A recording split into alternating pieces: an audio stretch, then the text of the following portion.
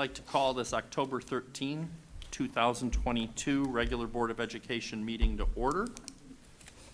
I was going to say Mr. Anagnostou. Mr. Anagnostou's replacement, would you please take the roll? Mrs. Bissell? Here. Ms. Gilbane? Here. Mr. Micko? Here. Ms. Stovcek? Here. And Mrs. Hausen. Here. We are all present. Would you please stand and join me in the Pledge of Allegiance? I pledge allegiance to the flag of the United States of America and to the republic for which it stands, one nation, under God, indivisible, with liberty and justice for all.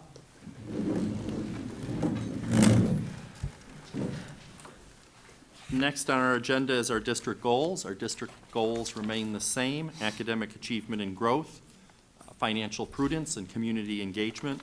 And all the decisions we make are measured by those three goals. I do have public comment. Jess Koza.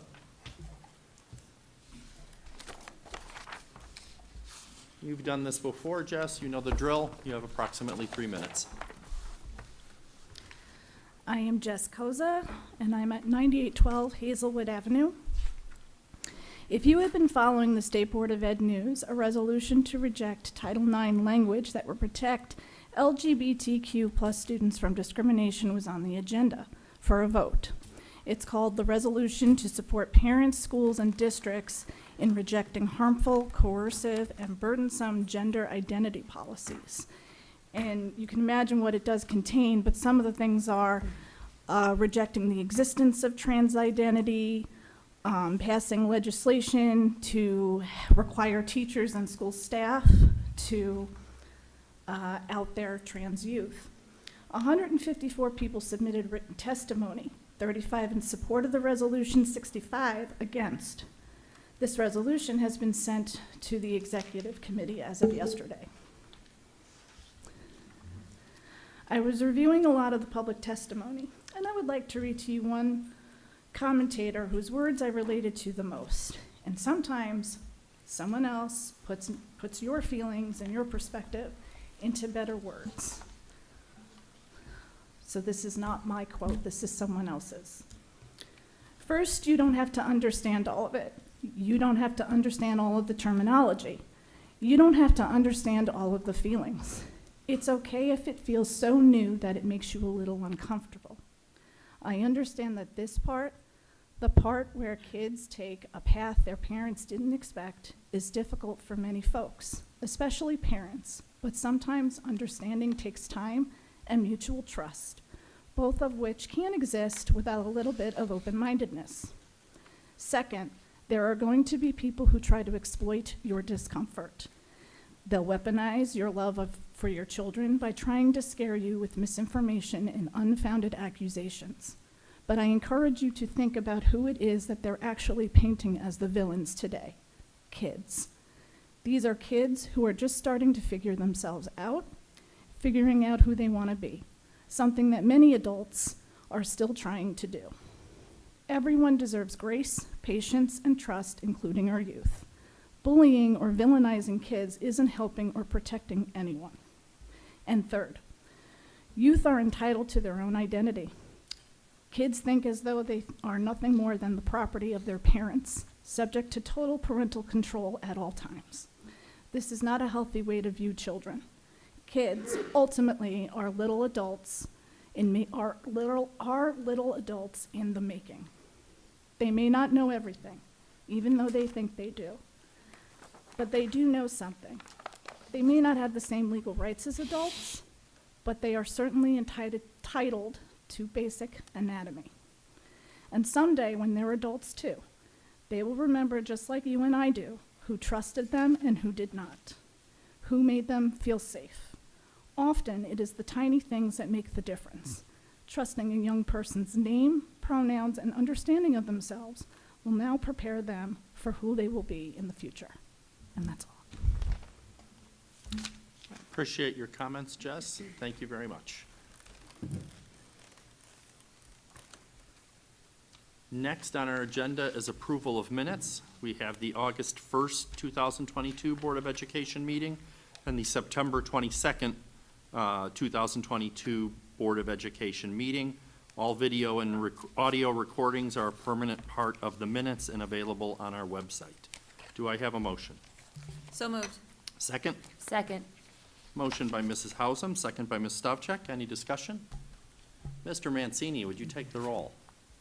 Mrs. Hausum, Yes. Ms. Stovcek, Yes.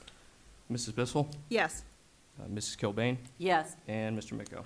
Yes, and the motion carries. Next, we have Treasurer's Report, and Mr. Mancini's pinch hitting. So if you'd like for the public record, if you could introduce yourself and tell us why you're here. Okay, I'm Nick Mancini, the Assistant Treasurer here. George, our Treasurer, is on vacation for this weekend, so I am going to do my best to fill in. Thank you very much. Okay. Okay, we have several items for your consideration this evening. First is the financial reports for the month ending September 30th, 2022, which can be found in Exhibit A.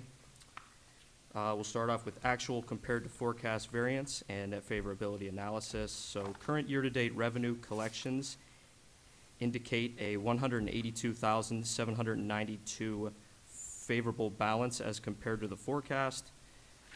Current year-to-date expenditures indicate a $621,114 favorable outcome as compared to the forecast. So our net potential impact, based on the previous 2 points, is $803,906 favorable outcome on our cash balance at 6/30/2023. If we move down a little bit.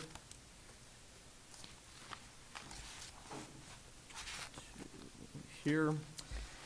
So in general, our operating surplus would move to about $5.2 million for fiscal year '23, up from the initial estimate of $4.4 million, giving us an estimated general fund cash balance at 6/30/2023 of $67,580,907. Okay, looking at revenues, September FY23 compared to September FY22, you'll see a large increase here of about $3.1 million. This can be explained by the early receipt of the real property, homestead, and rollback funds from Cuyahoga County. This year we received it in September. Last year we received it in October. So you'll see the inverse effect on October's reports. Moving down to actual revenue July through September, FY22 compared to FY23. You'll see our revenues are up over this period, $4,178,274. Again, we can look back to the real property, homestead, and rollback early payment as a big driver of those funds. State revenue is up through this point due to the implementation of the Fair School Funding Program. In FY22, this didn't start until January, and this year obviously it started in July. So we're going to see that number continue to rise till about January, and then it's going to even itself out as we head down the back end of the school year. All other revenue is down, and that is mostly due to a shift in TIF revenue over to regular property tax due to the sale of the mall. Okay, so this gives us our initial forecast estimate versus 3 months actual cash flow and the remaining 9 months estimate. As you can see, we are about $26,000 up in state revenue. This is based on a final reconciliation of the state foundation report paid out in FY23 for FY22 that was not initially forecasted for. And then all other revenue is up about $156,000, and the main driver of this is our interest income.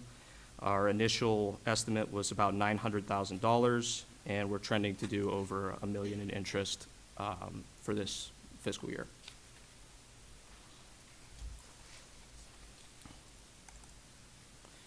Okay, expenses, September FY '23 compared to September FY '22. We're up about $116,682. The main driver of that is our salary and benefits, as per the negotiated agreement. We move up a step, so salary expenses go up yearly. With that, retirement's based on a percentage of your salary, so that's going to go up as well. Our benefits premiums, our medical benefit premiums are up about 8% for this year, and this can also have to do with additional staffing within the district.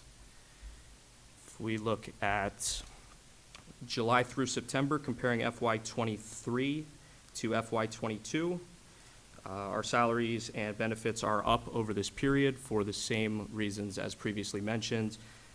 Increased salaries expense, increased retirement benefits expense, our actual medical insurance premium increase of 8% and additional staffing. And the purchase services line is up about $666,000. And that's largely due to the purchase of instructional programs, a couple examples, Raz Kids, Lexia Learning, and Edmonton Courseware.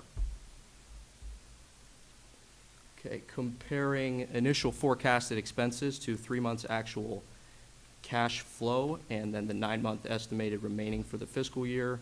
We're actually trending down for all of these. The difference in budgeted amount for salaries and benefits can be explained if we budgeted for family insurance and the employee opted to take single or no medical insurance. That could be a driver for this salary and benefits line. We're trending down compared to the forecast, which is good in purchase services and other expenses. But that could change as we move throughout the year as needs change, so we'll continue to monitor that moving forward. And that concludes the financial report for a month ending September 30th, 2022. Are there any questions on that?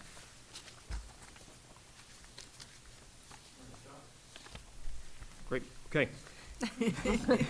Item B, new funds for fiscal year '23. Be it resolved upon the recommendation of the treasurer that the following new funds be approved for FY '23. Fund 019, Other Grants, Special Cost Center 9903. This is a GPD Foundation grant for our secondary music. And Fund 300, District Managed Student Activities, Special Cost Center 9961.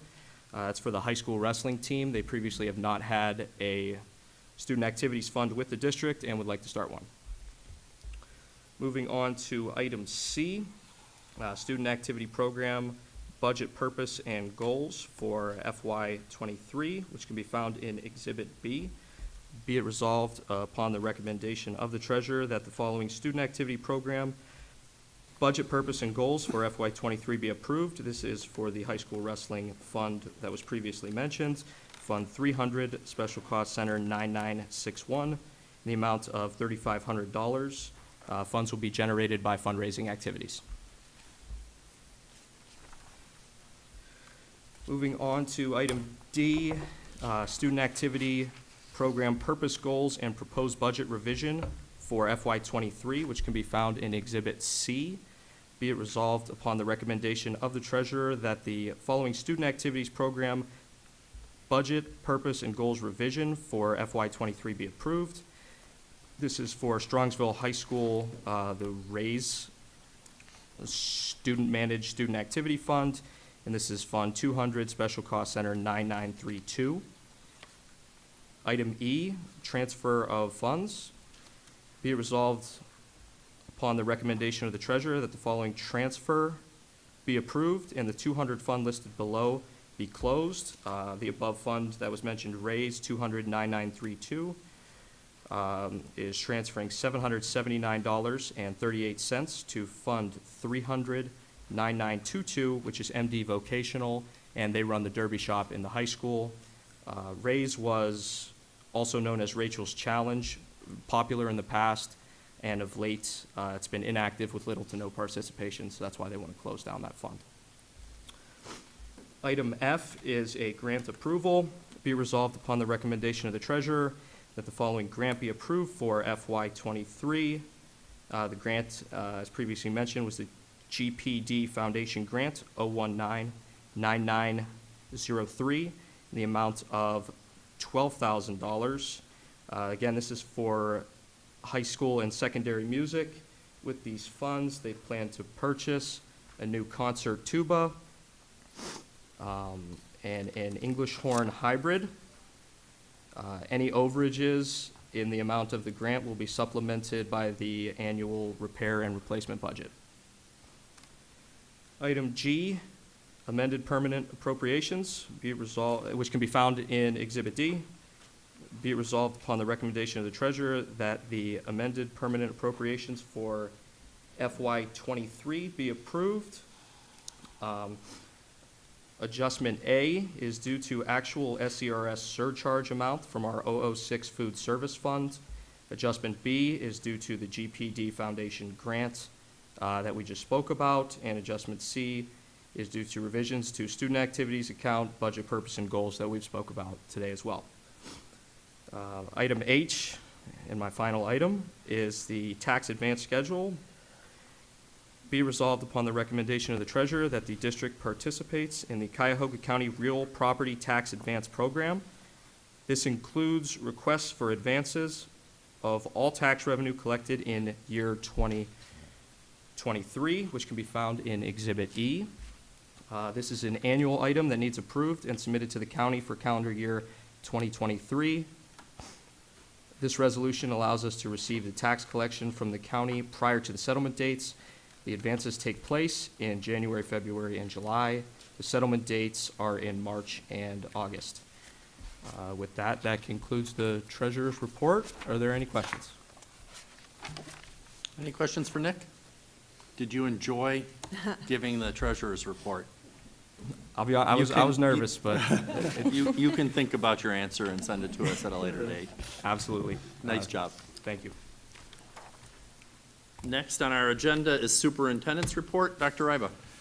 Thank you, Mr. Mickel. I'm going to ask Aaron Green to come up with me as Nick exits the projector. We'll join on here.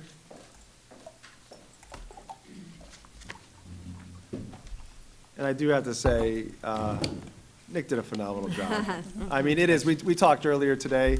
The first time you sit up here, it is nerve-wracking.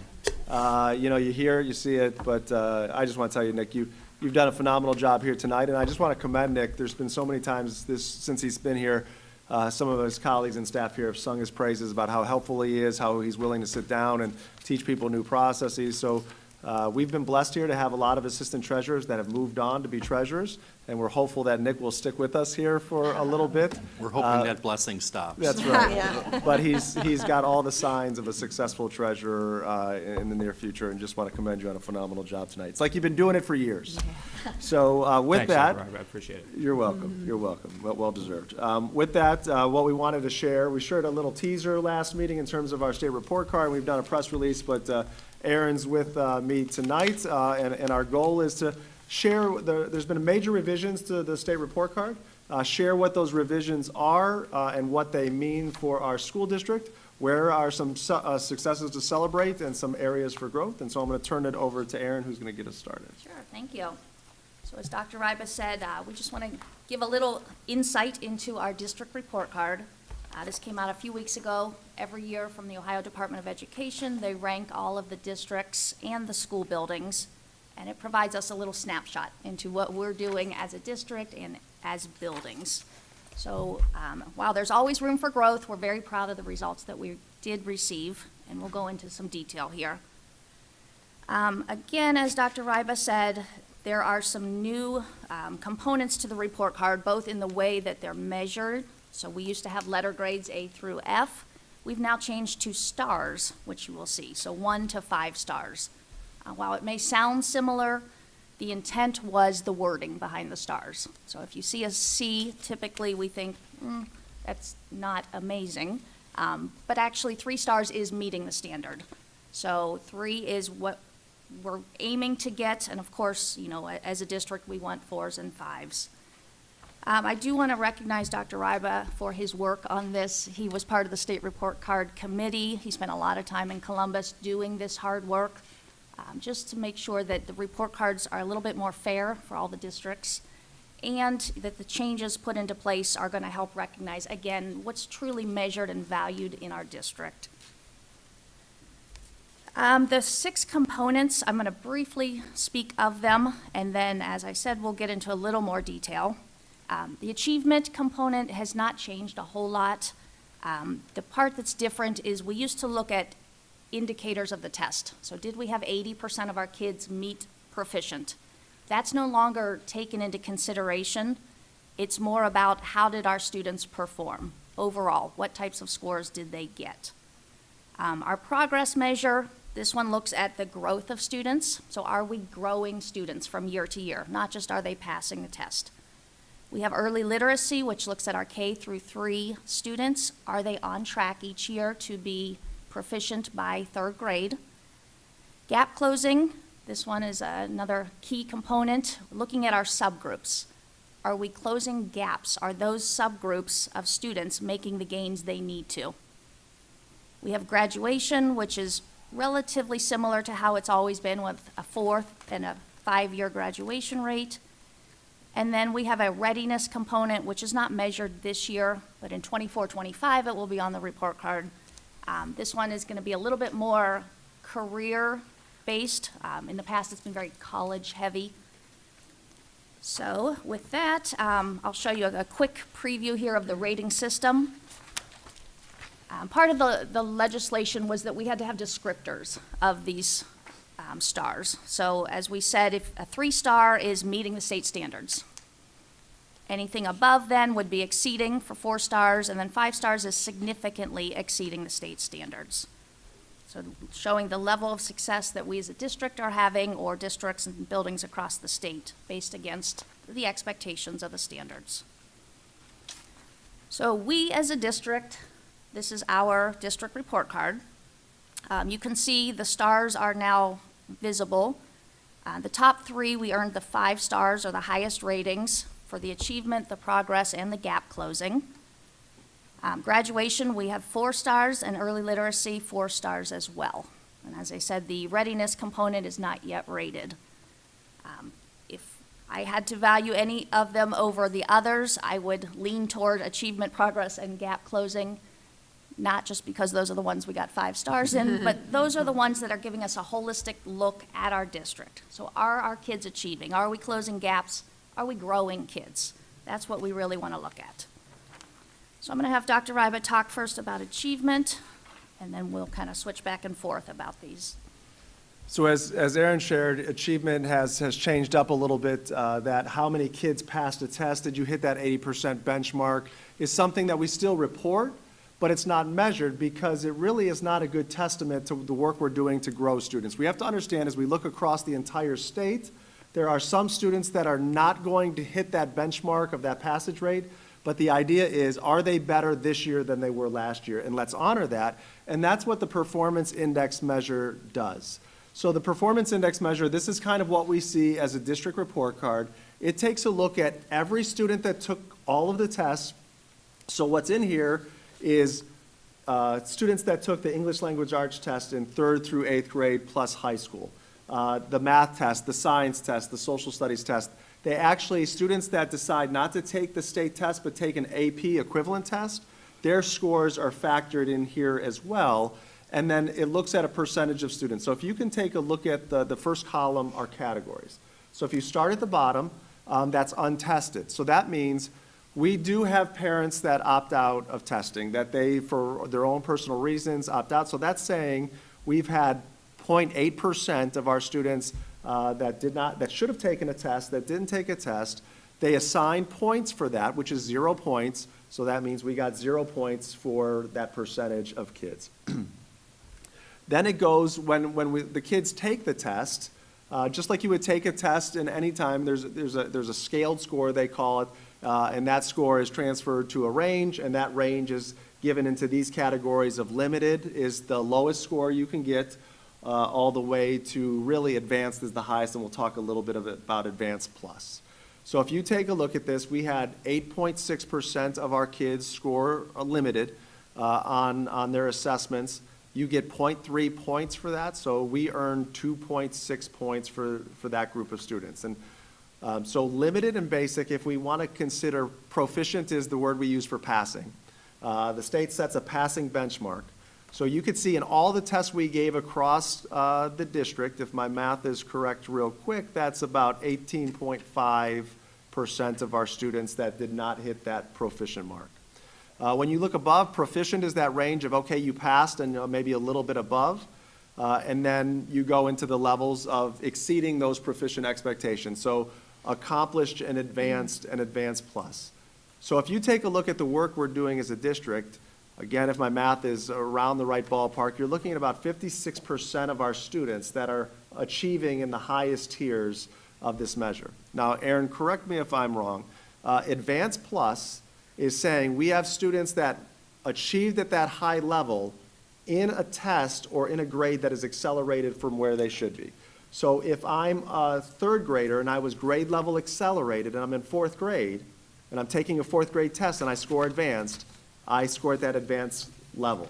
Or if I'm accelerated in the math pathway as well. So if I am taking an advanced math, I'm taking as a 7th or 8th grader Algebra 1, I score advanced, I get that advanced plus. So it's a little extra bonus point, I guess you could say, but 2.2% of our kids are achieving at that level. So as we take a look at this as a school district, some of the things that we say is, hey, we want to take a look and see, are those kids that are not hitting that passing mark, are we seeing growth and are we seeing improvement? And Aaron will talk about that next. Let's celebrate that we're seeing our kids achieve at a high level. Over half of our kids are hitting that top mark. So we're saying with what we're doing with the content, the knowledge, the work that they're able to do, they're able to apply that knowledge on the test. The other thing that they did, and this is just kind of a change to the report card that I think is a positive change, is they've changed the way it's measured. So how it was measured in the past is it was a simple math problem. What did you get? We got 98.1. That was the numerator. The denominator was 120. You would divide that, you'd see what percentage it was, and that would equate to the A, B, C, D, depending on the percentage.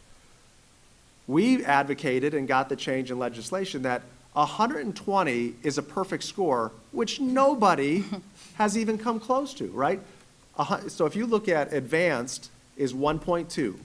You need 100% of your kids to achieve at the advanced level to get 120 points. So we said you're creating rules that are unfair and then we're getting penalized for it. So what they did and what we did is we are saying let's take the top 2% of districts that scored the highest in the state, and that becomes the denominator, right? And so that's what has helped to give a more accurate picture as to where we're at in relation to the state. And as I think Aaron put on a previous slide, that gave us 90, the top, that rate was 107.3 versus 91.5. So if you're looking at, hey, Strongsville City Schools, where do we want to aspire to improve? Then the top 2% of school districts in the state, their performance index was 107.3. Ours was 98.1, so about 9 points off of that. But that's kind of how they've done the measures to give an more accurate reflection of how we're performing compared to the state. And so that's the update on achievement.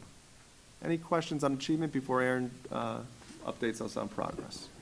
I have a question. Do you happen to know, or is it easily accessible on the state website, which districts are the top 2%? Yeah, so I have a presentation I could share with the board that has gone through these measures and looked at the data for how did districts percentage-wise from the 5 to 1 stars, as well as what were the top performing districts in those, so I can share those with you.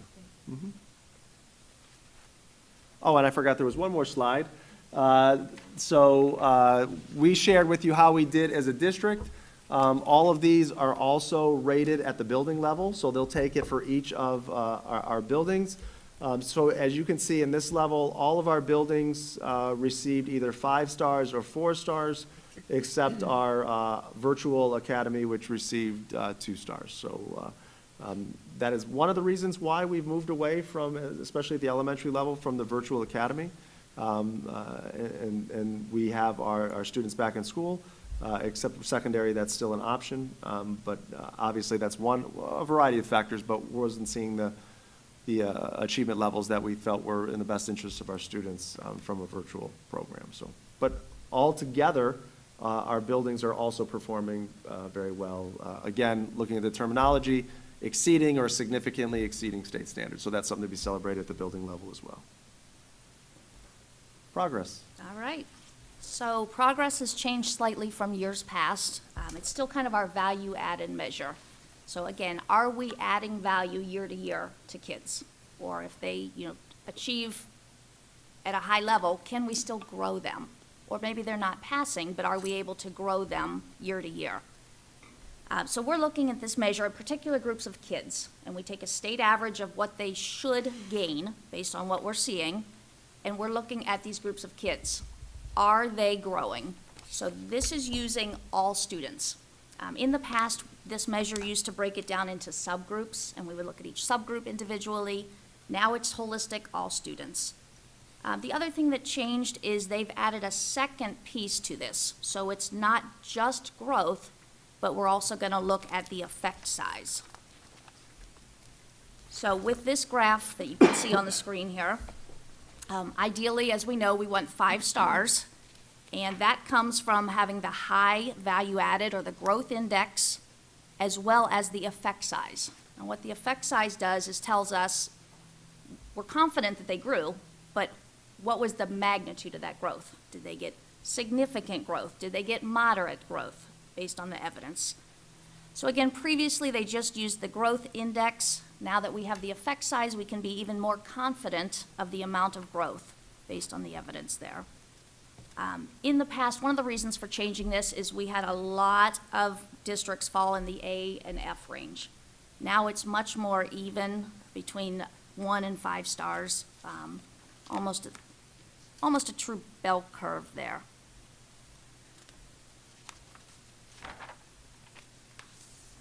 This is our district progress. So again, keeping in mind that there's those 2 components of it now.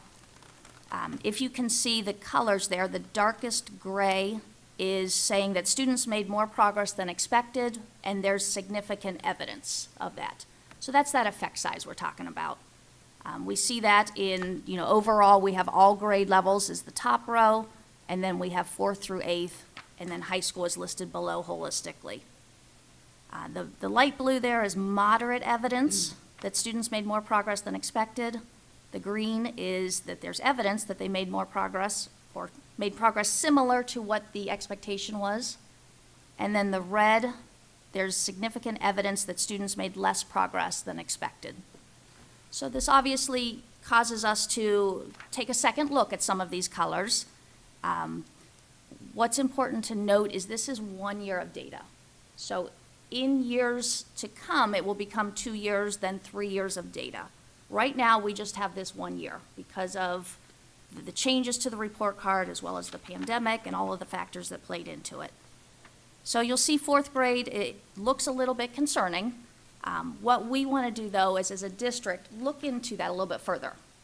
We don't want to panic at this point, but we want to keep an eye on this. What's happening at that grade level and in those buildings, see if this becomes a trend, and if so, then we absolutely need to step in and make changes.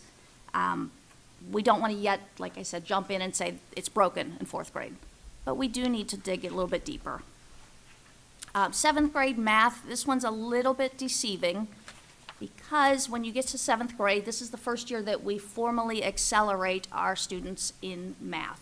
So any student that is going to take an 8th grade math, they take the 8th grade test in 7th grade. Meaning all of the 7th grade students that are taking the 7th grade test are not our advanced kids. So they're not in advanced pre-algebra, they're not in Algebra 1, they're not in geometry. So that's why, we're not seeing as much growth because those kids were in the cohort prior, and now they jumped up to the 8th grade cohort. With the building results, again, we have some 2s, 3s, 4s, and 5s there. And can I answer questions about that one? It's a little bit intense with the two different measures there.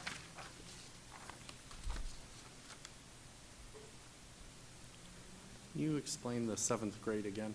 Sure. So when students get to, in sixth grade math, it's just an honors math, so they're not formally accelerated.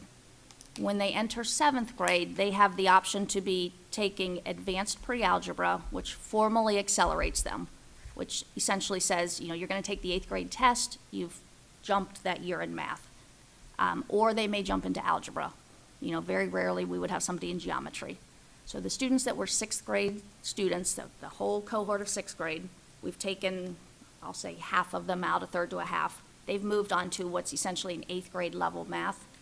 So from sixth to seventh, those seventh grade students that we're seeing here are not advanced kids, our general education or our lower performing in math at times students.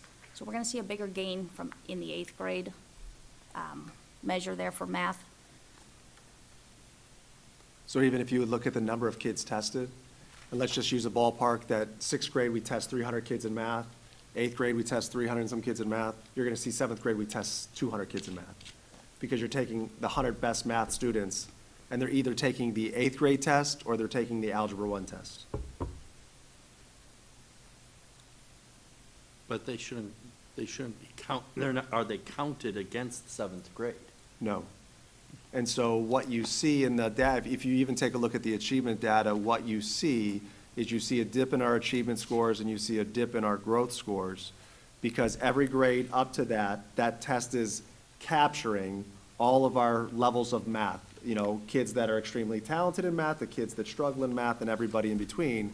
Seventh grade, I guess, puts plainly, is you're capturing just our kids that are at an average level to below average level in mathematics.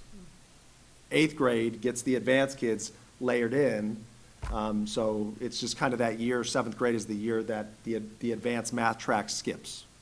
How do we set the standard for what is expected?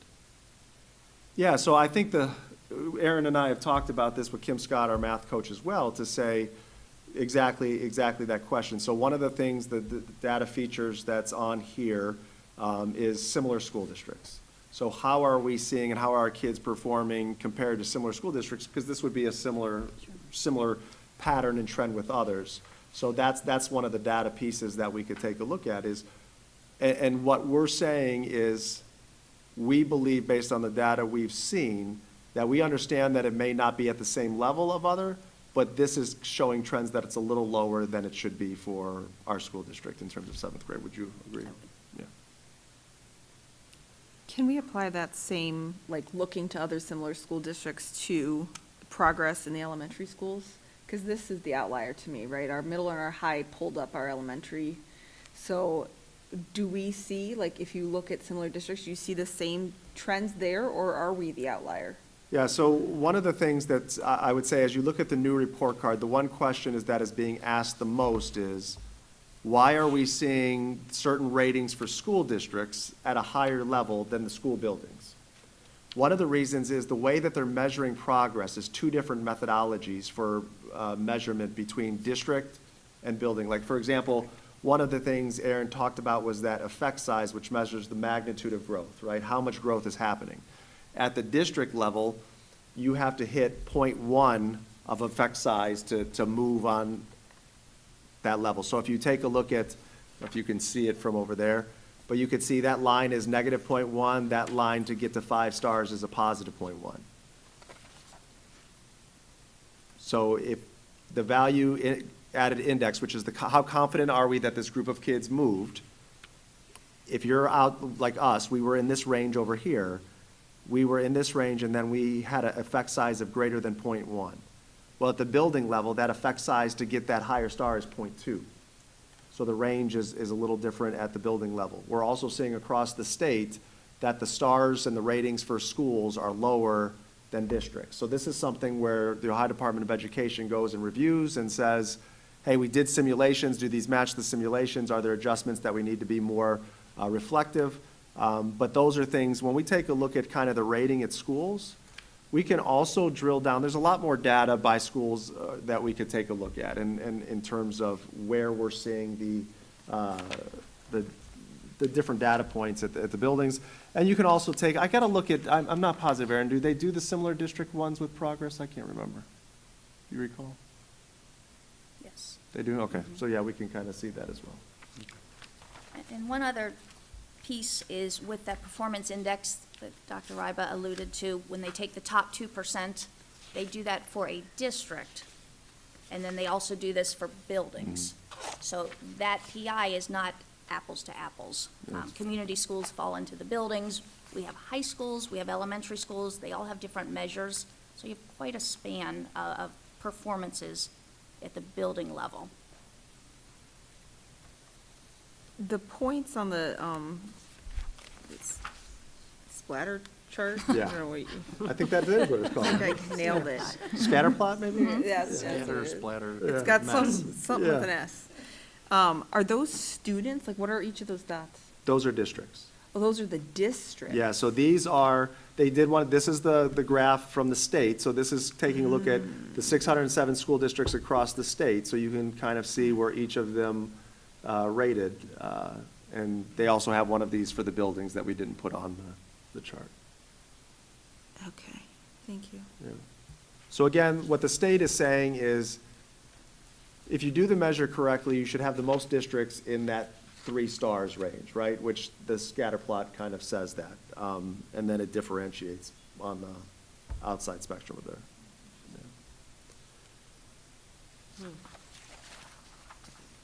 One of the, I guess the last thing I'll say on progress is, it's easy to understand conceptually. We're looking at, student was in point A last year. Where are they at point B this year? How the state measures it is extremely complex, and it's not a criticism, it's just a complex measurement. So the effect size is a way to help to be able to say, no, we're actually measuring student growth, and, if you get above that 0.1, we are saying the kids in Strongsville City Schools are showing significant growth year to year, which is something to celebrate. Is there a reason that they don't have kinder through third? So we don't test, so growth is point A to point B, right? So we don't test with state tests in K to 2, and so third grade is the starting point. Okay. So that's why third grade isn't there, and fourth grade's the starting point, because third grade sets the benchmark for where they should be. And if you think of it this way, I can talk about this stuff forever, and I'll stop.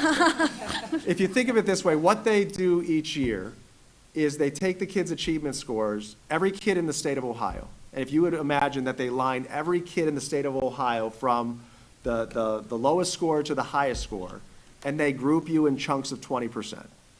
From the lowest scores, here's a group of kids in this, they call them quintiles, this 20% quintile, this next 20%. And then when you take the test the next year, they're looking at where are you in relation to the group you were in last year? Did you move up? Did you stay the same? Did you move down? And so that's really what they're doing. They're measuring groups of kids. They're measuring you against the group you were in each year to see how you moved. So what if you're in the top upper town to begin with? Well, that's what's becomes the challenge is what the state will say is there's no ceiling to this. There's always stretch. Kids are able to show growth. So you may not move into a new quintile, but within the group of kids you were grouped with, you may move a little further ahead of them, stay the same, or drop down a little bit. So it does measure. Yeah, yes. Mhm. All right, gap closing, we ready to move on to gap closing?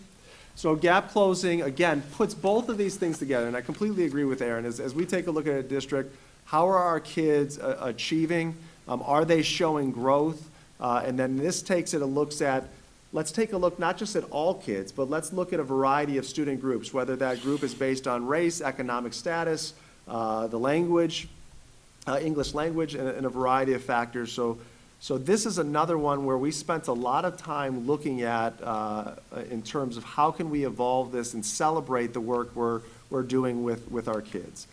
So again, what it does is it sets annual performance goals. So the state has said, we expect students in each of these groups to hit these certain marks, to hit these certain benchmarks.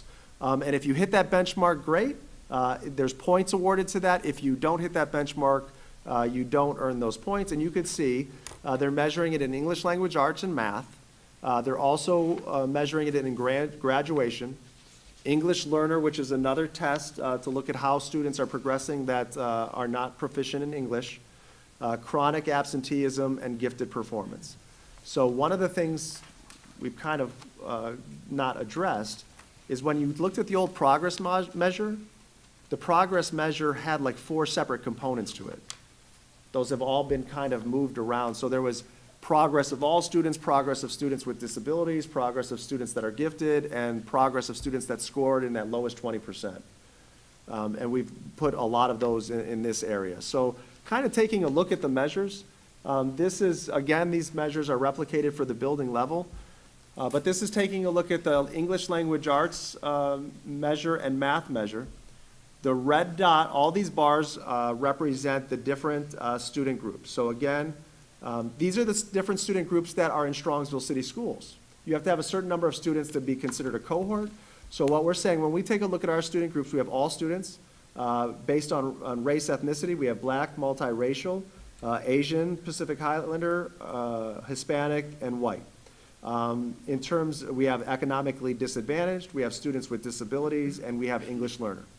So the part to celebrate is if you take a look at the red dot is the state saying, here's where we believe in 2022, kids in this student group should be achieving. That's their performance index score. So that red dot represents the performance index score that they should be achieving. So again, if you take a look at, I think this is Asian Pacific Islander, let's just ballpark it, they're saying they should be achieving at a performance index of upper 80s, low 90s. In our school district, their performance index was 104.8. So again, that's taking the basic, limited, proficient, accelerated, advanced plus. And you can go down the line and see that. We get a point for every one that we exceeded the red dot. So what is that, 9? So we got 9, there's 10 points possible. There's a group in there that we must not have. American Indian. Yeah, well, thank you, Indian and Native American. So that, we've got all the points there, and the same is true for math. So, you know, if you kind of keep in score, we got 100% of the possible points in achievement, which is to celebrate. So I think that's really cool to be able to say, it's not just a certain group that's carrying the achievement. It's all of our kids are hitting and exceeding the benchmark that the state is saying where they should be at this time. The next one takes a look at growth. So it takes a look at what Aaron said. And so this is a little bit of a difference, right? So that bar, that 2, is that measure that we talked about before, the growth index there, that, hey, we want our student groups to be able to show growth of at least of 2 or greater. And you could see in English language arts, when we break that down by student group, we're not seeing that they're hitting that mark. Math, we're doing a little bit better. So again, if you're totaling points, you're saying in the ELA side, we got 1 out of 9 total points. And on the math side, we got 4 out of 9 total points. So this is something where we say as a district, when we take a look at growth, we've got to see, okay, they're achieving, but we're not seeing the level of progress year to year when we look at a student group level. They do the same thing by graduation rate. You'll see less. This is something to consider. This is what, 2021 graduation data? So graduation data is a couple years back. Everything else was 2022. This is the graduation cohort of 2021. So as you could see, there's only 6 student groups that had enough students in it in that 2021 graduating course. But all of the kids hit the benchmark in terms of their graduation rate. So that number there would be 96.2 is 96.2% of that demographic graduated. Is that correct, Aaron? Am I saying that? Yeah. And then the English learners, this is for OELPA. Is that the test? OELPA. There's a test of English language proficiency. Again, that's saying here's the mark of where English learners should be performing. We exceeded that mark that was there. The other parts that are there on the next slide are our gifted measures. So the gifted looks at three components, and I apologize, this should go back. Graduation is based on the number of demographic groups. English learners is 5 points, you either get it or you don't. Value added is 15 points. So they look at three categories.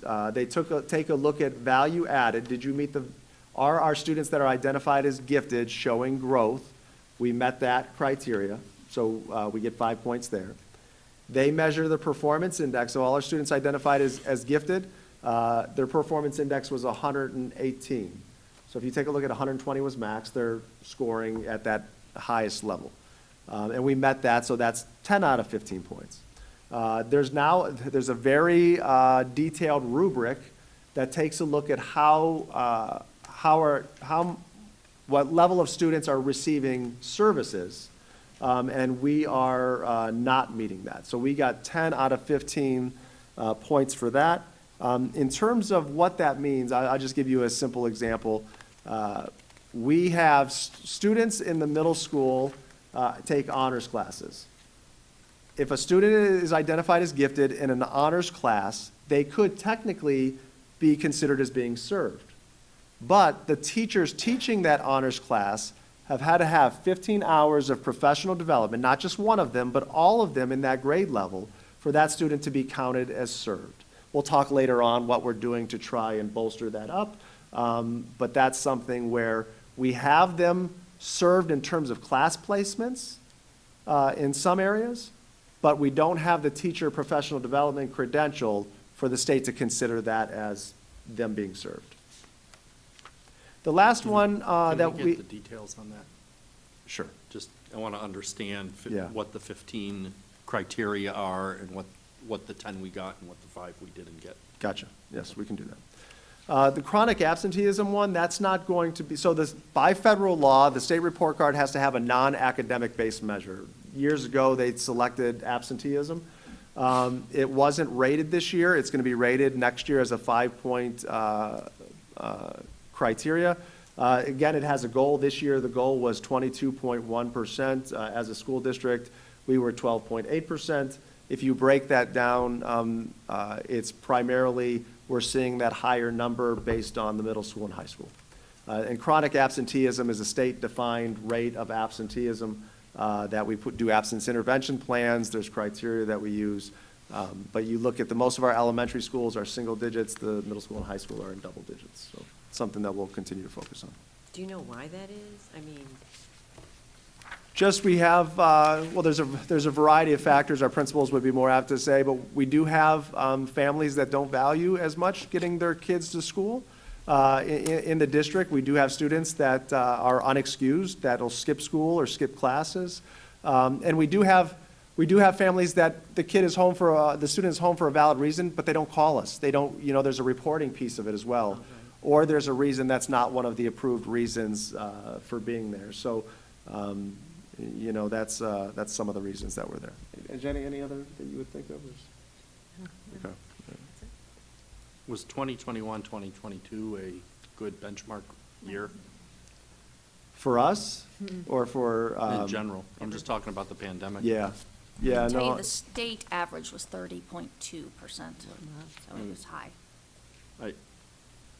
I'd like to understand the metric better, but anecdotally, I don't know if 2021, 2022 is a year I would measure absenteeism Right. all that strenuously.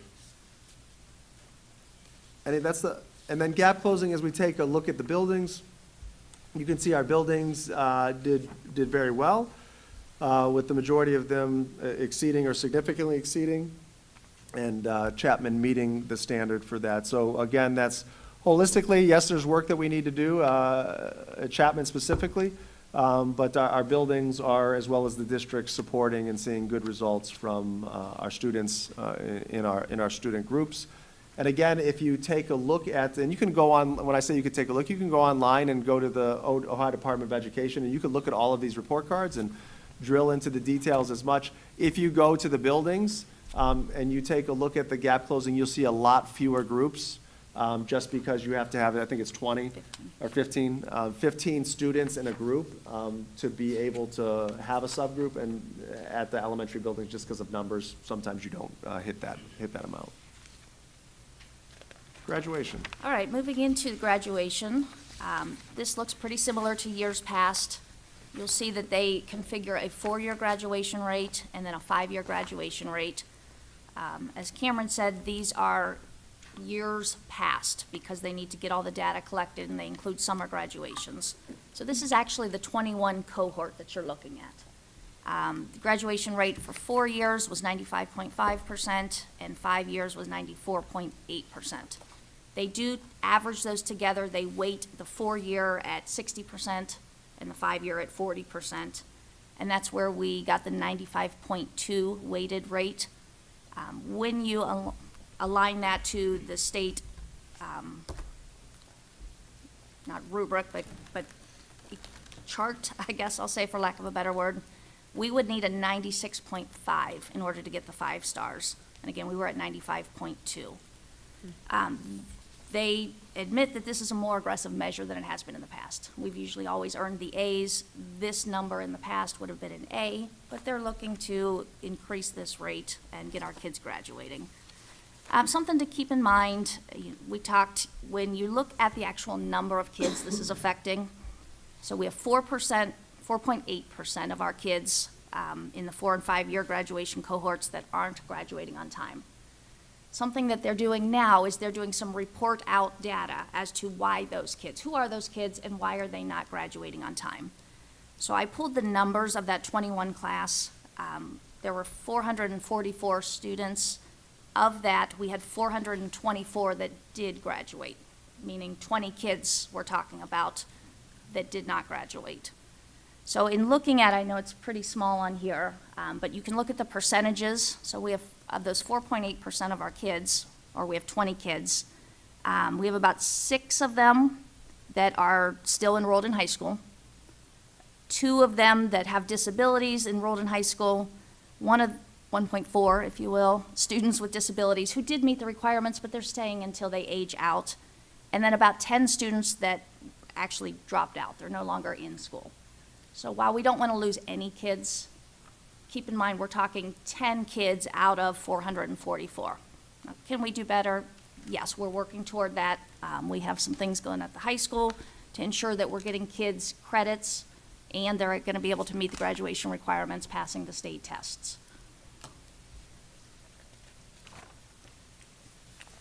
Moving into early literacy, again, similar to what we used to have, it's measuring our kids' grades K1, 2, and 3 in the reading area or literacy component.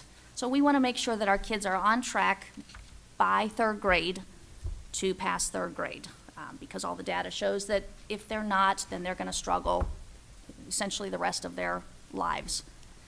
So looking at this measure, at first glance, that percentage doesn't look amazing, but look at, there's 3 components that go into this, and some of these serve us better. So the proficiency in 3rd grade reading, how many of our students in 3rd grade passed that 3rd grade test? And that is weighted at 40% of these 3 measures. We had 82.6% of our kids passing the 3rd grade test. That is up. I looked the prior year, we had 74%. So we made growth there. We're going to talk about it, but we're actually very high in this area compared to our comparable districts. Promotion to 4th grade, this one is a little skewed because they didn't have the retention component in last year. So all kids moved on to 4th grade. So that's 35% of this weight. So 100% of our kids. And the area in which we didn't do as well is improving our K-3 literacy. So this is 25% of that component. And this is where you see that 44.1% up here. So they look at what we call RIMPs, or Reading Improvement Monitoring Plans. How many of our students in the fall are not on grade level? And that's, again, grades K, 1, 2, and 3. We take those kids, we put them on intervention plans, we do our MTSS interventions, we progress monitor. Our goal is to get them on grade level. We look at them from year to year. So we had 399 students that started off track for the next at the next year, we had down to 176 that moved to on track. So again, that's not a number that we are happy with. Also, the state does realize that it's hard to close big gaps in a year. So we used to have a demotion for RIMPs. If you were on a RIMP and you didn't get off the RIMP, you would be demoted. They got rid of that. But again, we still need to look at what we're doing, and as we know, we're putting a lot of time and money and investment into our letters training, our early literacy training. And we really feel this is gonna pay off, big dividends. Questions on that actual measure there? So when I saw the numbers, I was thinking about the letters training. Sure. So it was a nice softball connection. When should we see the dividends? Is it reasonable to see them next year? Is it another year? What is our reasonable Sure. guess? So last year, we did one module of letters training, which was kind of dip the toe in the water. This year, we're doing modules 2, 3, and 4. So that'll get us halfway through the letters training. I do expect that we'll start to implement some of these things in our classrooms and in our pedagogy and how we're teaching this year. I don't know that it's going to be an immediate payoff. I would say, should it get better next year with our MTSS coordinator and the interventions we're putting in place? Yes, but the true payoff I see as 2, 3 years out, when these kids have been through K1, 2, 3 with our teachers who have been trained. Is there any way it could backslide? Any way that it could? I certainly hope not. The only thing would be if we identified more kids on RIPS. And, we have a targeted way in which we do so and follow the state guidelines. So I only see it getting better. Okay. I still feel though a lot of this, it's, in my belief system, it's skewed because of like a lot of these kids coming in. I just don't know how it's fair to judge anybody when, a kindergartner really didn't go to school full-time till they were in 2nd grade, so Right. I'm looking at this and I'm like, well, this makes total sense. And it's kind of unfair to say, well, it's a reasonable conclusion. So, With the pandemic. Yeah. Referencing, yeah. so, Sure. so when you're losing, to an adult, that might not seem like a lot, but to a kindergartner who doesn't really even understand school, and they're really just starting in 2nd grade, really, in my feeling. Miss those 2 foundational critical Yeah, years. that I feel like, I feel for those kids, like in 2 or 3 years, the other kids are gonna start coming up and they're gonna have that group of kids, they should be the ones that we watch. Like, the probably 1st through 3rd graders or 4th graders that really didn't have that start. And I wonder how we're gonna do that for them. Because the kids coming in a couple of years are gonna have all that new stuff. These kids are never, what's gonna be their safeguard? What's gonna help them? And I can say we are addressing that, we're not just, Oh, and you're right, not yeah. alluding to this, we're not just No. passing them on. We're putting a lot of targeted interventions in place, the data meetings, looking at where they have those deficits and targeting, what exactly is the area. But you're exactly right. I mean, when you miss foundational year of kindergarten and learning letter names and letter sounds and, Right. that's hard to make up. But our teachers are doing a phenomenal job in putting that extra time and effort and interventions in place so that they can catch up. Right. Oh, I know that. No reflection on you. I'm just making a Right. point. Just as that- context, Yeah.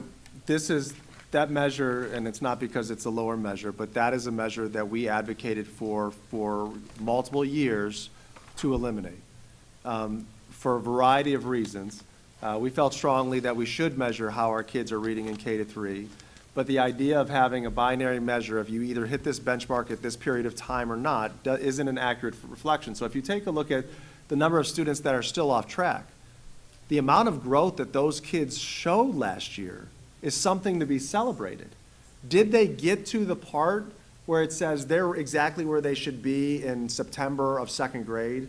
No, but my goodness, we closed the gap significantly And let's take a look at measuring that. Unfortunately, it didn't come out that way, but I appreciate your comments, Sharon, and I just want the board to know that when our building principals work in their team meetings for these kids and they're providing interventions, every couple weeks they're looking, and there's that trend line for where should this student be progressing and how are they progressing? And a lot of times they're meeting or exceeding that trend line. It's just their starting point is so far behind. Right. It's going to take a while for us to close that gap. Okay, and the final measure is, again, not rated until 24-25 because we want to obtain more data, we being the state. So this is our readiness measure for college, career, workplace, and military. As I talked about earlier, the old measure was very convoluted and you got deductions. This is essentially, are our kids ready for life after high school? So instead of it being so heavily college-driven, we now have equal elements, looking at military, looking at apprenticeships, how are kids doing with earning the Ohio Means Job Seal and doing internships, and all of the components that will help even out, so we're not just looking at college-bound kids. So again, it's going to take some time to collect this information because it's essentially going to be after they graduate, getting some of these and following up with some of these kids. There will be 14 measures.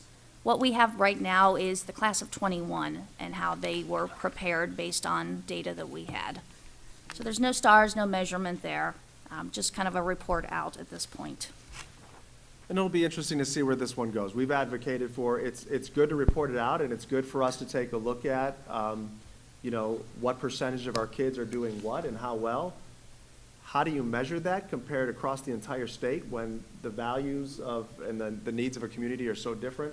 So I think this is the one that there's going to be no measure for a while because they want to continue to study it and see, how do you put a level of stars when, Strongsville is so different than, another community that may have different needs and priorities for their kids. So in taking a look at, the report card, celebrations, next steps, what are some things that we think as we take a look at a report card, some themes, some trends that we saw? Obviously, we've talked about overall, in a variety of different areas, we performed extremely well. We're in the top 5% of school districts around the state, and that's something to be proud of. As Aaron kind of alluded to earlier, when we take a look at comparable districts, so those similar districts, these are not just ones that, hey, we strategically pick out to make ourselves look great. The state has a metric that they use, and they say, here's the 20 similar districts that are most comparable to Strongsville.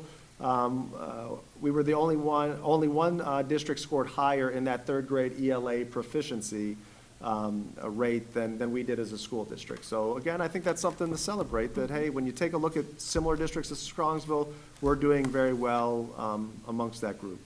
As we take a look at what we're doing in terms of math, we're both seeing strong achievement and strong progress measures across the district, so those are things to celebrate. As well as, if you break down, now we didn't show this data tonight, but if you take a look at the elementary, and we said, hey, for us, 56% of the kids at the district are scoring at an advanced or accelerated level. It wasn't accelerated, they changed it, but whatever the top two terms were. Oh, it's right there, advanced and accelerated, I was right. So, but if you look at the elementary level, the elementary schools are even higher percentage scoring at that level. So that's showing at those foundational levels our kids are really having the knowledge and skills necessary to succeed.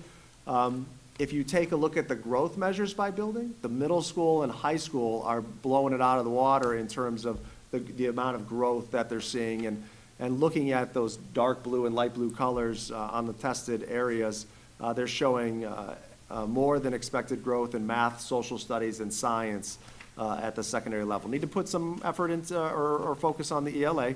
We're seeing good achievement there, but growth, they're just doing phenomenal work there. So things to celebrate and leverage those successes as we move forward.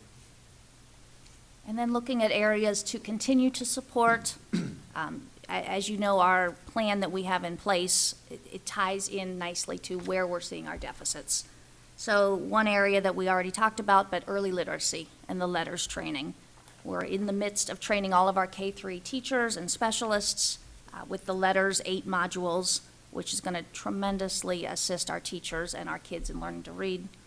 Again, as Richard asked, we're looking probably 2-3 years out to really see the payout in test scores, if you will. Plus, those students don't test until 3rd grade, so there's a little bit of a backlog there. But absolutely, we're already seeing gains from that and some of the things that we've implemented. So we're going to stay the course with that. The second area that we're going to continue to support is our Ela growth. We just talked about, we need to make sure our subgroups are growing. We need to make sure all of our kids are growing. You know that our elementary curriculum supervisor, Amy Pinney, has put a ton of time and effort working with our ELA at the elementary school with the different strategies, with the on-grade level text, all of the science of reading going into that.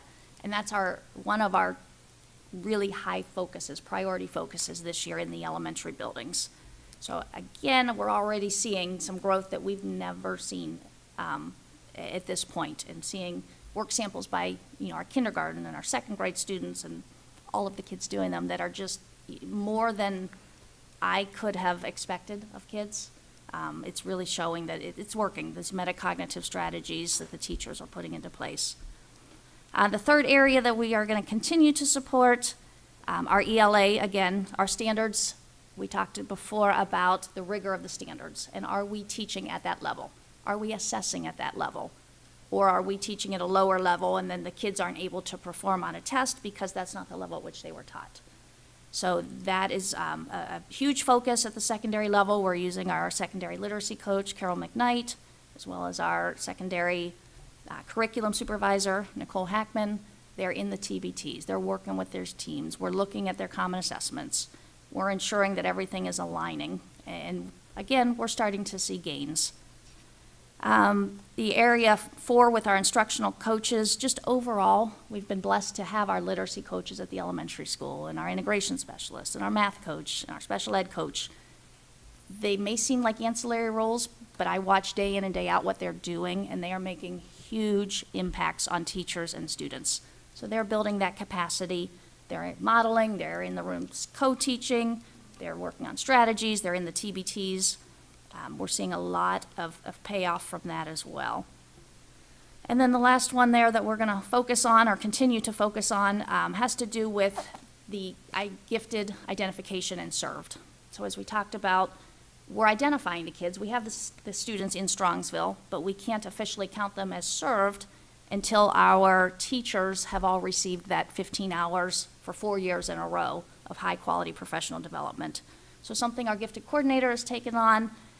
She started a cohort this year of teachers that were interested. We started it with interested K-12 teachers that want to do high-quality professional development in the area of gifted. So she is working with them. They are doing their 15 hours this year. It doesn't necessarily mean we can count these students in those classes as being served, because it's not equitable unless all of the teachers, as Cameron said, all 6th grade ELA teachers would need to have this. But we are doing that with all 6th grade ELA teachers. So these students that are identified in either Superior COG or ELA, they'll be counted as served. So yes, it's a measure of the report card, but it's more about growing our kids. Are we taking our highest performers and growing them? And that's what we need to continue to build. We can measure our at-risk kids. We have a lot of interventions in place. Our kids that are, general ed, maybe not the highest of the class, they're making gains. We're seeing good achievement. But we can't ignore our highest learners, highest achievers. And this is part of what she's working on, and she's going to continue this for multiple years to build these cohorts until we are trained and can serve these kids and meet the needs of our high learners. And so what this means for us as a school district, we had a retreat, early in the end of the summer to talk about our district focus. And so I would ask that you reflect on our results, and we reflected on our results as well. And what we've said is the work and the plan we have in place is right where we need to be. There's nothing here that it's said like, oh my gosh, we've got to stop, or we're going in the wrong direction. When we take a look at, and Aaron's outlined it perfectly on this last slide, the work that we're doing in literacy and the new math adoption at the elementary level, the work on developing the formative assessments and the DOK and complexity of our standards and work across the district, but at the secondary level, all of this is leading to two things, which is how are we developing the knowledge and skills of our kids, but how are we developing better thinkers, better problem solvers that go beyond the test, right? The test is one measure, and we're seeing successes on it, but how do we take that rigorous content that our kids are getting, integrate it with the Model Mustang skills that we work on, and that gets to a level of deeper learning that's going to transcend beyond the report card. My view and my vision is if we do all of this stuff really well, the report card and the success on the report card is a byproduct of everything else that we're moving towards as a school district. So I think this just solidifies that we're doing the right work, we're doing good work as a school district. And I shared it internally, but I would like to repeat myself again tonight for anybody that may be watching, that the results of this report card and the results that we're seeing in our kids beyond the report card are about every person in our school district. And as I shared, we are blessed to have talented, hardworking, dedicated teachers that are willing to stretch themselves and put themselves and try something new and go through that process of learning to be better. To be in a high-achieving district, it's difficult to continue to push yourself to be better because we are being successful, but I see that on a daily basis from our teachers in the classrooms, our administrators that really put in a ton of energy and work to make this a reality and support and coach, right? It's not like we snap our fingers and say, hey, we want to teach metacognitive strategies, go make it happen, right? We've got a team of people that are supporting that and problem solving that on a classroom level. And you know, a lot of times our support staff is forgotten about in this work. But as I've said multiple times, you know, students are only as successful during the school days about how they feel coming into those doors. So from our bus drivers to our food service workers to our monitors and aides and support staff that are that welcoming environment that provide that support, from our office support staff folks and our custodians and maintenance and tech folks that make everything work and go. All of those pieces, parts. It may not be teaching the math or the social studies or science, but if that environment is not where it needs to be or the resources aren't there, it doesn't all work. So, it's a celebration of the work that we've done as an entire team. And so I'm excited about it, but I'm also excited about the next steps to get even better tomorrow than we were yesterday. So that kind of, Erin, any other things you want to share? Thank you. All right, well, that wraps it up for us, unless there's any other questions, or, you know, I've got a few things that we would like some more information on that you've shared throughout, that I'll be more than happy to do that, but any other questions or feedback you have for us? I just have one more question, Aaron, to go Yeah. back to number 5 here. How many teachers did you have volunteer for that first cohort with the gifted coordinator? We're at about 30. Oh, that's a So, lot. and again, that's completely on their own time, you know, spending their own summers, some of them, and then throughout the school year as well. Thank you. You're welcome. Any other questions for Cameron or Aaron? On behalf of the board, I just want to thank everyone. It's great news. The new report card, I think, is a better tool than the old report card. I personally look at the report card kind of with two lenses. You know, one is just that competitive lens, you know, and I think we should be proud of the fact that we're 69 out of 607. That's great, you know. It says that it identifies the things that we're doing well in our district. Our parents should know that as far as the district is concerned, there's no reason they should be worried about any of their children going to Strongsville schools and not being in a school that child can achieve at whatever level that child is at. So 69 is great, and the competitive in all of us will want to see it go to, I'll challenge Cameron for a prediction later. But the other thing the other lens I like to look at is more like the annual checkup. And it gives a good overall view of the health of what we're doing as a school district. And it also identifies the things that we can do better. You know, if it's the annual checkup, you know, you're doing well here, but the cholesterol, let's work on getting that under control, or perhaps that's too much information. But it's that idea. And so I think it's helpful to be able to say, you know, these are the things that we need to concentrate on, these are the things we want to continue to do well. We don't want to backslide on, but it helps us have that diagnostic tool. And I wanted to give the congratulations to Cameron, because I don't think the old report card was as good of a diagnostic tool as it is now. It's always going to be a test, but I think it has more meaning, and that's a good thing. Yeah. So, thank you. Thank you for allowing us to share the results and have that conversation, and thank you, Aaron, for all the work you put into that for us tonight. One more item for your consideration under my report is the approval of a final agreement with the Strongsville Education Association. On February 20th, 2020, the Strongsville City Schools Board of Education ratified a 3-year contract extension with the SEA effective August 1st, 2020 through July 31st, 2023. To implement that agreement, a new negotiated agreement document was prepared in collaboration with SEA representatives, which incorporates all previously approved memoranda of understanding as well as new wage schedules consistent with the board's prior approval and other language corrections and changes agreed upon by the parties. Accordingly, be it resolved upon the recommendation of the superintendent that the Strongsville City School Board of Education approves the new SEA agreement document in effect from August 1st, 2020 through July 31st, 2023. Do I have a motion? So moved. Second? Second. Motion by Ms. Hausum, second by Ms. Stavcek. Any discussion? I will say that this is a good thing to be able to vote on. It means we continue to do our job and work in collaboration with our teachers. And it's nice to do these kind of administrative things and be able to collect everything together.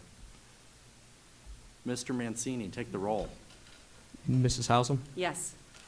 Ms. Stovcek, Yes. Mrs. Bissell, Yes.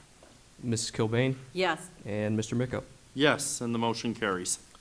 Under Business Services, the first item, be resolved upon my recommendation that the board approves participation in the Ohio Schools Council bus bidding and purchasing program and authorizes the Ohio School Council to advertise on the board's behalf as per the specifications submitted for the purchase of 3 72-passenger conventional school buses, chassis and bodies, and 1 transport van. Do I have a motion? So moved. Second? Second. Motion by Mrs. Hausum, second by Ms. Stavcek. Any discussion? Any POs or anything else that need to get sent immediately will get sent immediately. Yep. Take the roll. Mrs. Hausum, Yes. Ms. Stovcek, Yes. Mrs. Bissell, Yes. Mrs. Kilbane, Yes. and Mr. Micko. Yes, and the motion carries. Number 2, be resolved upon my recommendation that the schedule of rental fees for direct and indirect costs be approved as it appears in Exhibit F. There's no changes from the previous year's rental fees. Number 3, LED lights, be resolved upon my recommendation that the operations manager be authorized to purchase LED lights for Strongsville High School and Middle School hallways from LED Lighting IQ in the amount of $36,490. Funding from the Permanent Improvement Fund and as found in Exhibit G. Do I have a motion? So moved. Second? Second. Motion by Mrs. Hausum, second by Ms. Stavcek. Any discussion? Let there be light. Take the roll. Mrs. Hausum, Yes. Ms. Stovcek, Yes. Mrs. Bissell, Yes. Mrs. Kilbane, Yes. and Mr. Micko. Yes, and the motion carries. We also have a few gifts. Thank you to Cicely Andrews who donated $170 to Ms. Naples' classroom at Kinsner to assist students during the school book fair. And the remainder will be used for classroom supplies and materials, as well as Books A Million at South Park. They always hold an annual drive to benefit the district. 9 totes of books were delivered, valued at $3,718 that are going to be divided among the schools in the district. And Russell and Anita Rofer donated 8 new drumsticks to Kinsner Elementary School band program. So we appreciate all of those donations. Next, I'll ask Aaron to come back up with the curriculum report for the month. 3 items tonight for your consideration. Item 1 is a revision from the June 30th meeting, and this is just a correction to the grade 6 physical education fee. It'll now include a lock for each student's locker in gym class. It was omitted inadvertently, and that's Exhibit H. Item 2 is a trip to Germany, Austria, and Switzerland for our German students, and that is taking place June 17th through 25th of 2024. Be it resolved upon the recommendation of the superintendent, permission be granted to Strongsville High School German teacher Patrick Allen to travel with the German students. Expenses will be paid by participating students, and as always, if necessary, the trip may be postponed or the destination changed depending on world events at the time. Lastly, we have an out-of-state trip for our high school boys varsity basketball team. They are traveling to Florida to participate in a tournament December 26th through 30th of 2022. Transportation via commercial airline, expenses paid by participating athletes and Strongsville Basketball League. Thank you, Aaron. We do not have any items under student services. Next, I'll turn it over to Jenny for the human resource report. Thank you. Under Human Resources this evening, I have the following items for your consideration. Under E1, resignations for non-certificated staff. Under E2, retirements for non-certificated staff. Under E3, appointments for non-certificated staff. Appointments for certificated staff. Continuing appointments for non-certificated athletic supplemental contracts.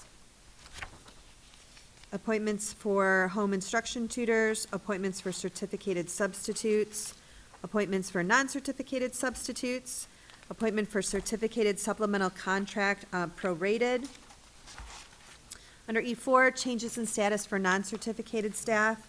Under E5, changes in hours for non-certificated staff.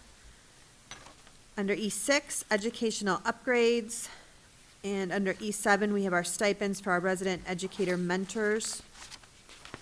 Under E8, medical leave for leadership and medical leaves for certificated staff, as well as medical leaves for non-certificated staff. E9, unpaid leaves for non-certificated staff. E10, volunteers for chaperones and 1 volunteer coach. And under E11, we do have a correction to the agenda from September 22nd. We had to correct the number of days for those 2 employees.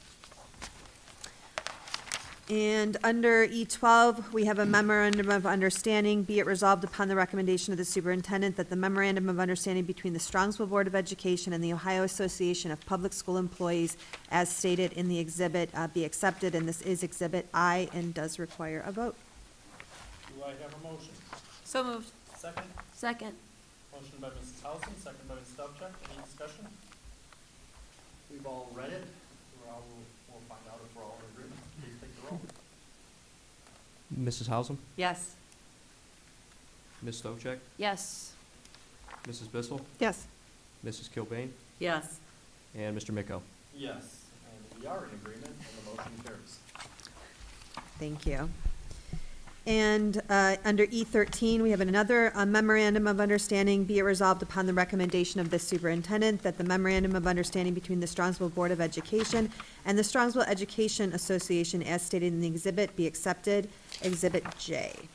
Do I have a motion? So moved. Second? Second. Motion by Mrs. Housen, second by Ms. Stavcek. Any discussion? We've all read it. Nick, take the roll. Mrs. Hausum, Yes. Ms. Stovcek, Yes. Mrs. Bissell, Yes. Mrs. Kilbane, Yes. and Mr. Miko. Yes, and the motion carries. There are no other items under technology, so that concludes my report. Any other questions for Karen? Next is our consent calendar. Action by the Board of Education and adoption of the consent calendar at this point in the agenda means all items appearing with asterisks are adopted by a single motion unless requested otherwise. Do I have any otherwise? I do not remember having any corrections, so the minutes or the agenda stands as it is. Do I have a motion? So moved. Second? Second. Motion by Mrs. Hausum, second by Ms. Stavcek. Any discussion? Nick, take the roll. Mrs. Hausum, Yes. Ms. Stovcek, Yes. Mrs. Bissell, Yes. Mrs. Kilbane, Yes. and Mr. Miko. Yes, and the motion carries. Board of Education Other, be it resolved that the Strongsville School Boards of Education approve the addition of a new member, Hillary Yankello, to the Board Facilities Committee. Do I have a motion? So moved. Second. Second. Motion by Mrs. Hausum, second by Ms. Stavcek. Any discussion? Just want to thank Hillary for her time volunteering, and this is our opportunity to get a little press out that we are actively seeking new members for the Board Facilities Committee. We are seriously looking at our elementary schools, and this is one of the vehicles that will help us do that. So any citizens in the community that are interested, please come to a Board Facilities Committee meeting. The next one will be next Thursday, the 6:30 at Chapman. 6:30 at Chapman Elementary. Those meetings are open to the public, but to be on the committee, you become a voting member of the committee, and you get the honor of getting voted on at a board meeting. Nick, would you take the roll? Mrs. Hausum, Yes. Ms. Stovcek, Yes. Mrs. Bissell, Yes. Mrs. Kilbane, Yes. and Mr. Miko. Yes, the motion carries, and congratulations to Mrs. Yankello. We do not have need for executive session. But, I apologize, we have a Board of Education other. Oh, yes. Tracy Davidson, counselor at the high school, social worker Kristen, and Bill Wingler took a total of 27 students to the Kevin Love Mental Health Summit at Rocket Mortgage Fieldhouse this past Monday. It was October 10th, which happened to be World Mental Health Day. I was supposed to attend with them, but I had an emergency with a dog at home, so I was unable to go. The summit had 15 districts, 500 kids total. Each kid was allowed to participate in 3 different sessions. There were 15 different topics to choose from. There was a speaker from Youth to Youth. There's also a speaker from CODA, which is Coexisting Disorder Awareness, who is a mom, and she had lost her son. It talked about the hand-in-hand of mental health and substance abuse, one leading to the other, or substance abuse leading to then mental health diagnoses. 2 of the big things that they talked about with the students were identifying a trusted adult. That was the big thing they spoke about in every single session, along with noticing signs of suicide and being there as advocates for your fellow students. Kevin Love provided SEL curriculum free of charge to all the districts who attended, which was very nice. And he was very candid and open about his mental health struggles starting in middle school and high school, as well as his 2017 public panic attack that led for him to be such an advocate for such things, and how 1 in 4 people will be diagnosed or have some sort of mental health issues within their lifetime. All of the kids and supervisors who attended were invited to participate in viewing a preseason game that evening, but things changed a little bit. Initially, everyone was allowed to hang out there and then go to the preseason game, but then they said, hey, from 4:30 to 6, you guys need to go walk around Cleveland and figure out something to do, and then come back for the game. And our very wise staff decided it was not a good idea to wander around downtown Cleveland at 4:30 to 6 o'clock with 27 high school students, and decided kids got their tickets, came home, went with their parents and guardians to the game. We plan to do this in the future for years to come, whether it's going to be new students or the same students going year to year and then replacing the freshmen. They're not really sure how they're going to build upon that. And the way that the kids were nominated is that students and teachers went through Google Classroom to nominate students that they felt comfortable with, that they felt were a good addition to doing this. And everybody seems very excited about it in terms of the opportunity that was provided. Tracy Davidson was through the roof excited to be able to bring this opportunity to the students. And I think it's really great to see that our staff are so committed to things outside of just the classroom, but to dedicating their time to something as important as mental health awareness. And that is my other. Well said, and congratulations to everyone involved. Are there any others? Hearing none, I will entertain a motion for adjournment. So moved. Second? Second. Motion by Mrs. Hausum, second by Mrs. Kilbane, an enthusiastic second, I might add. Any discussion? Please take the roll. Mrs. Hausum, Yes. Mrs. Kilbane, Yes. Mrs. Bissell, Yes. Mr. Miko, Yes, and Ms. Stovcek. Yes. the motion carries. It is 8:35, and we are adjourned. Thank you for your attention, and have a nice evening.